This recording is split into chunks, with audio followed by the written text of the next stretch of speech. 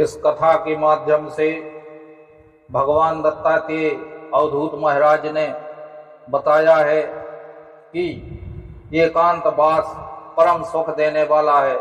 तो वीडियो को अंत तक देखें जिससे कथा का पूर्ण लाभ आपको प्राप्त हो सके। दत्तात्रेय महाराज राजा यदु से कहते हैं कि हे राजन, 24 गुरुओं में मैंने कन्या को भी गुरु बनाया है। वह कथा मैं आपको विस्तार से सुनाता हूँ।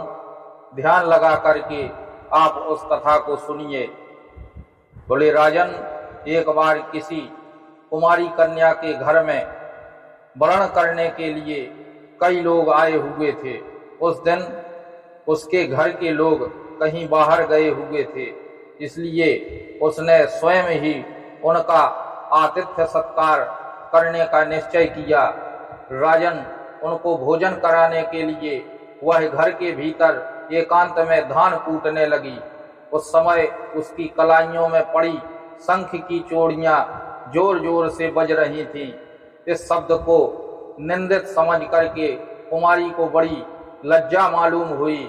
उसने सोचा कि रिश्तेदार समझेंगे कि इसके घर में खाने के लिए अन्न भी नहीं रखा है।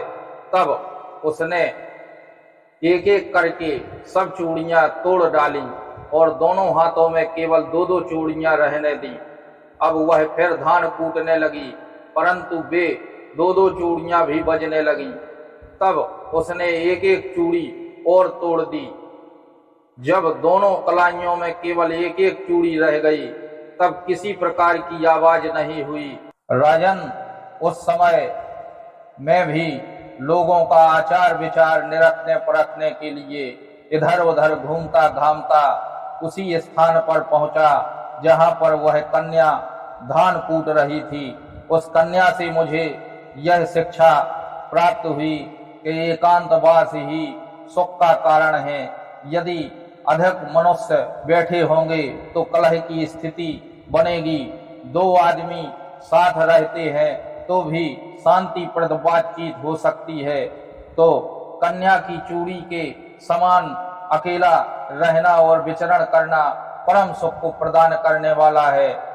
तो इसी प्रकार से ज्ञानवर्धक जानकारी के लिए आपदा शक्ति चैनल से जुड़े रहें और इसे सब्सक्राइब करें, जिससे आगे की कथाओं का लाभ आपको प्राप्त हो सके।